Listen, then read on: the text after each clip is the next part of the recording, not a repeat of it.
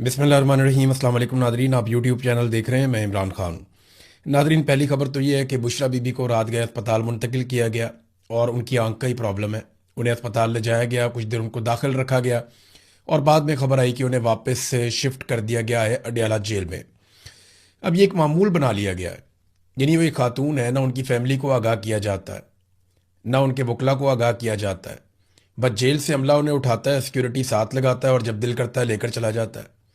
अब वो उन्हें अस्पताल में लेकर गए हैं। यहाँ पे इस किस्म की सिचुएशन में रात गए, कोई इमरजेंसी है, क्या सूरत हाल है, इसके बारे में किसी को कुछ पता नहीं है। उनकी फैमिली अलग से परेशान है और पाकिस्तान तहरीक इंसाफ भी इसके ऊपर एहतजाज कर रही है। अब इमरान खान के साथ ये ज्यादतियों की तो इंतहा है ना।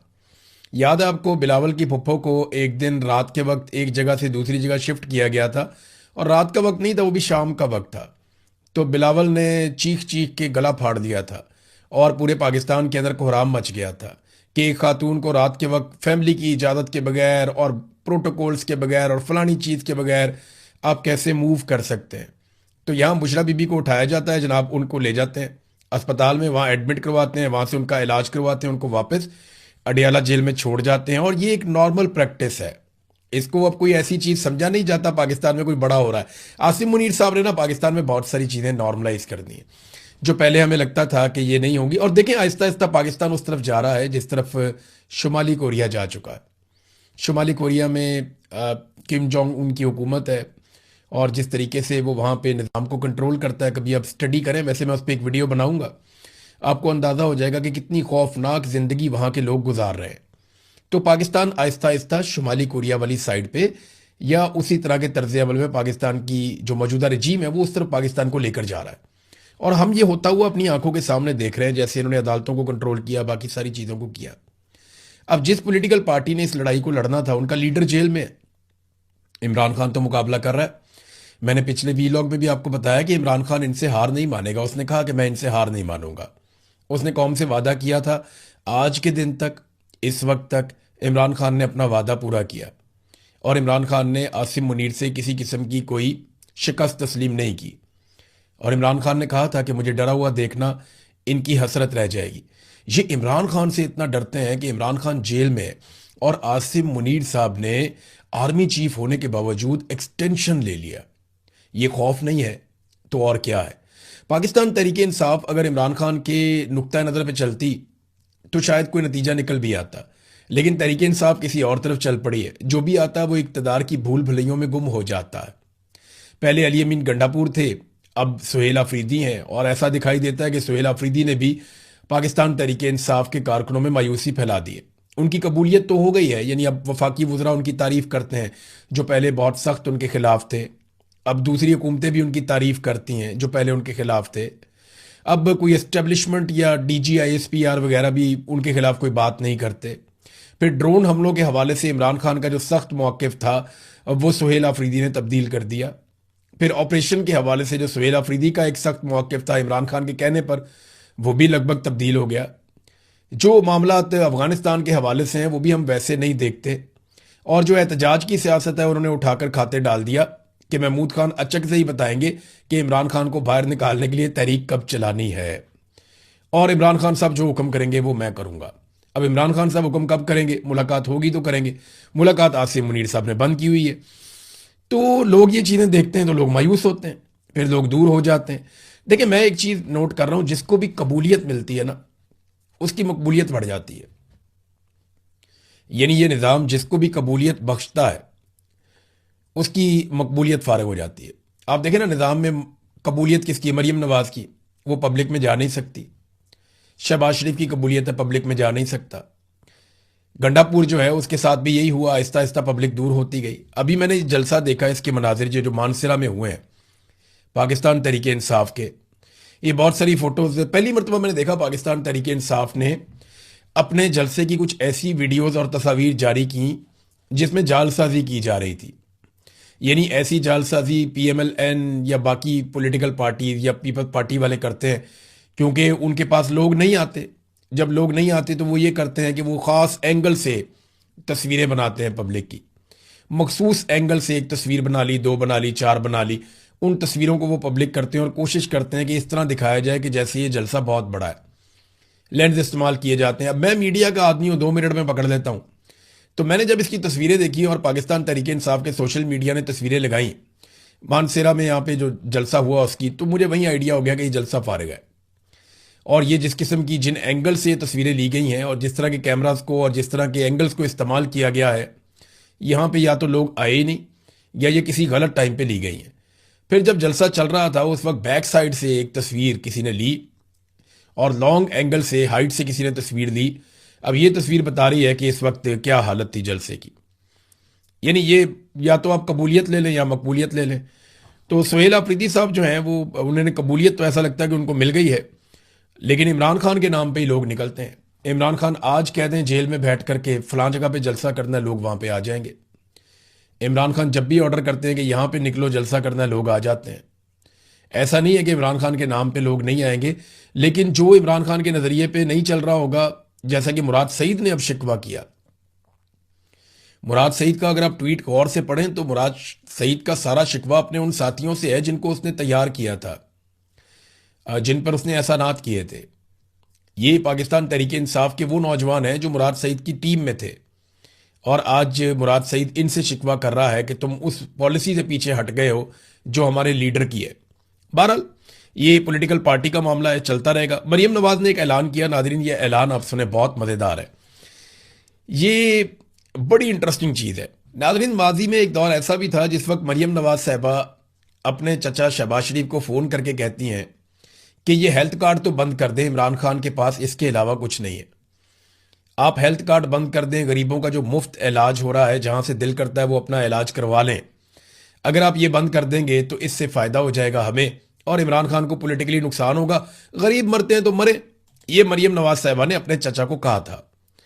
لیکن مزے کی بات دیکھیں کہ اب وہی مریم نواز اور اس کا سٹیٹمنٹ, مریم نواز کہہ رہی ہے کہ ایسی ہیلتھ انشورنس پالیسی لائیں گے کہ جس کا جہاں سے دل کرے اپنا علاج کروا سکے گا. یہ تو عمران خان کی پالیسی تھی. ہیلتھ انشورنس پالیسی تو عمران خان کی پالیسی تھی کہ جس نے جہاں سے علاج کروانا ہے جا کر کروا لو. عمران خان نے تو پورے پاکستان کو یہ فیسلٹی دے دی تھی, صرف سندھ کی صوبائی حکومت نہیں مان رہی تھی. عمران خان نے تو ہر جگہ پہ ہیلتھ کارڈ چلا دیے تھے. اور یہ وہ ہیلتھ کارڈ ہے جس کو 4 سال پہلے انہوں نے بند کروایا بے شرمی اور ڈھٹائی کے ساتھ. آج 4 سال کے بعد انہیں یاد آیا کہ اس سے بڑا پروجیکٹ کوئی نہیں تھا. اب یہ عمران خان کے اسی پروجیکٹ کو جو ہے وہ دوبارہ سے ری اوپن کر دے. تھوک کے چاٹنے والی بات ہو گئی. اب مثال تو بڑی گندی ہے لیکن ان لوگوں کے اوپر فٹ آتی ہے. یہ وہی حرکتیں کر رہے ہیں. بہت ہی گھٹیا سیاست اس خاندان نے کی ہے ہمیشہ, اور آج بھی یہ اپنی اسی گھٹیا روش کے اوپر قائم ہے. اسحاق ڈار نے ناظرین ایک سٹیٹمنٹ دیا, بڑا انٹرسٹنگ سٹیٹمنٹ ہے. سٹیٹمنٹ کی پہلی لائن آپ سنیں گے نا تو اگر آپ کو تھوڑی سی بھی انٹرنیشنل پالیٹکس کی سمجھ ہے نا تو آپ کی ہنسی چھوٹ جائے گی. اسحاق ڈار نے کہا کہ پاکستان نے یا ہم نے فریقین کو باور کروایا ہے کہ سعودی عرب ہمارے لیے نو گو ایریا ہے. فریقین کو, فریق کون کون ہے؟ امریکہ اور ایران. اسحاق ڈار کیا پدی اور کیا پدی کا شوربہ. وہ یہ کہتا ہے کہ میں نے فریقین کو بتایا کہ سعودی عرب ہمارے لیے نو گو ایریا ہے, ادھر کوئی نہ جائے ورنہ ہم لڑ پڑیں گے. دیکھیں ایران کو تو پاکستان کہہ سکتا ہے, فریقین کا لفظ استعمال بلا وجہ ہی کیا ہے کیونکہ امریکہ کو پاکستان کہہ نہیں سکتا. آج اگر امریکہ سعودی عرب کے ساتھ کوئی زیادتی کرتا ہے تو پاکستان تو ایک لفظ نہیں بولے گا. آپ کو یاد ہے محمد بن سلمان کے بارے میں کتنے گھٹیا الفاظ بولے کچھ عرصہ پہلے ڈونلڈ ٹرمپ نے, تو اس کے اوپر ایک لفظ نہیں بولا پاکستان کے وزیر اعظم نے یا وزیر خارجہ نے, بول بھی نہیں سکتے. بھئی سعودی عرب تو چھوڑیں, جب پاکستان کے فوجی شہید کر دیے تھے, پیپل پارٹی کا دور تھا غالباً, امریکنز نے افغان بارڈر کے اوپر پاکستانی فوجی سلالہ میں شاید شہید کر دیے تھے اور 25 فوجی پاکستانی شہید ہو گئے تھے. اس کے بعد ہم نے علامتی طور پہ صرف کیا کیا تھا, سپلائی لائن بند کی تھی, وہ بھی علامتی طور پہ, اور وہ جس وقت امریکہ کو پرابلم آیا انہوں نے واپس کھلوا لی. آپ معافی تو ان سے منگوا نہیں پا رہے تھے, اور جب انہوں نے پاکستان کے فوجی شہید کیے تو اس کے بدلے میں آپ نے ان کے فوجی نہیں مارے. پاکستان نے وہاں پہ صبر کا مظاہرہ کیا, اپنے نوجوانوں کا خون رائے گا جانے دیا. تو جو بات حقیقت ہے وہ حقیقت ہے. پاکستان امریکہ کے ساتھ پاکستانی فوج کبھی بھی لڑنا نہیں چاہتی. پاکستانی فوج کو یہ لگتا ہے کہ امریکن فوج بہت طاقتور اور بہت بڑی فوج ہے, اس سے ہم نہیں لڑ پائیں گے. جنرل باجوہ سے ایک دن ہم بات چیت کر رہے تھے تو عمران خان نے کہا تھا کہ افغانستان کے اوپر حملے کے لیے ہم اپنے اڈے نہیں دیں گے. تو میں نے جنرل باجوہ سے، بہت سارے اور صحافی بھی تھے، میں نے ان سے پوچھا، میں نے کہا جنرل صاحب اڈے نہیں دیں گے تو آپ کی فضائی حدود بھی اگر کوئی اور ملک استعمال کرتا ہے تو وہ بھی فیسلٹی آپ ہی دیتے ہیں تو استعمال کرتا ہے، تو کیا امریکہ آپ کی فضائی حدود استعمال کر سکتا ہے؟ تو باجوہ صاحب نے کہا آپ کو پتہ ہے ان کی فضائی طاقت کتنی ہے، وہ کتنی بلندی سے آتے ہیں، ان کی کیپیسٹی کیا ہے، کیا ہماری وہ کیپیسٹی ہے، کیا ہم یہ کر سکتے ہیں؟ تو جنرل باجوہ نے ایسی باتیں کی کہ وہاں پہ لوگ ڈر گئے، پریشان ہو گئے کہ یار یہ تو امریکہ سے اتنا ڈرتے ہیں، ان کی تو ہوا نکلی ہوئی ہے۔ تو پاکستان نے کوئی بدلہ نہیں لیا تھا امریکہ سے، جب پاکستانی فوجیوں کو امریکہ نے شہید کر دیا تھا افغان بارڈر کے اوپر۔ تو یہ جو پیغام اسحاق ڈار نے دیا ہے، یہ صرف وہ کہتے ہیں نا کہنا تینوں تے سنانا نونو، یعنی یہ انہوں نے ایکچولی فریقین کا لفظ استعمال کیا، حفظ ما تقدم۔ ایکچولی تو یہ پیغام ایران کو ہے کہ اگر دوبارہ لڑائی ہوتی ہے تو سعودی عرب وال تسی منہ نہیں کرنا، سعودی عرب اگر کچھ کرتا بھی ہے تو آپ نے اپنا دل بڑا رکھنا ہے، کیونکہ سعودی عرب سے آپ لڑیں گے تو ہم آپ کے ساتھ لڑیں گے کیونکہ ہم نے سعودی عرب سے پیسے لے لیے ہیں۔ ناظرین ابھی کچھ آہستہ آہستہ رپورٹیں آنا شروع ہو گئی ہیں۔ یہاں پہ ایک رپورٹ ہے میرے پاس جو چھپی ہے واشنگٹن پوسٹ میں، اور واشنگٹن پوسٹ نے اس خبر کو تحقیقاتی طور پہ چھاپا ہے۔ دیکھیں پاکستان میں فرض کریں آپ پاکستان انڈیا کی لڑائی ہو جائے، پاکستان افغانستان کی لڑائی ہو جائے، پاکستان کا میڈیا جو ہے وہ کبھی بھی ریئل رپورٹ شائع نہیں کر سکتا آئی ایس پی آر کی مرضی کے بغیر۔ آپ کو دیکھنا پڑتا ہے، چاہے جتنا مرضی نقصان ہو، جو مرضی ہو، آپ حقائق کو چھاپ نہیں سکتے۔ امریکہ میں یہ خوبی ہے کہ وہاں کا میڈیا جو ہے اگر امریکہ کو مار پڑی ہے تو وہ بھی بتاتا ہے، امریکہ کا نقصان ہوا ہے تو وہ بھی بتاتا ہے، دوسرے کا نقصان ہوا ہے تو وہ بھی بتاتا ہے۔ اسے آزاد میڈیا کہتے ہیں۔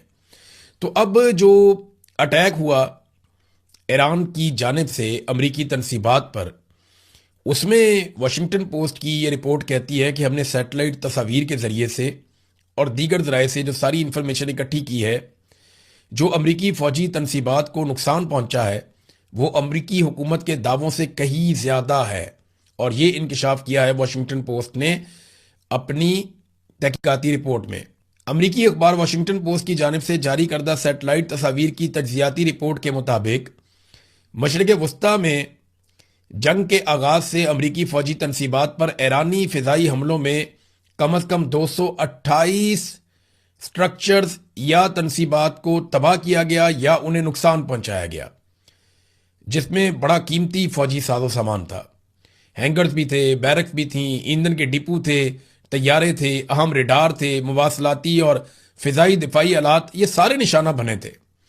ان حملوں میں نقصانات امریکی حکومت کے دعووں یا اس سے پہلے جو رپورٹ کیے گئے نقصانات ہیں اس سے کہیں زیادہ ہے۔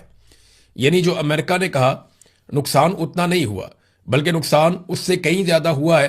امریکہ اپنا نقصان چھپا رہا ہے، اسی لیے ڈونلڈ ٹرمپ شاید دوبارہ ایران کے ساتھ لڑنا بھی نہیں چاہتے۔ ایران نے بہرحال جو امریکہ نے تجاویز دی ہیں ان کے جواب میں واپس پاکستان کو بتا دیا ہے کہ ان تجاویز پہ ایران کا رد عمل کیا ہے۔ اس طرح کی ویڈیو سننے کے لیے چینل کو سبسکرائب کریں، ویڈیو کو ضرور لائک کریں۔ نیکسٹ ویلاگ میں پھر ملیں گے، تب تک کے لیے اللہ حافظ۔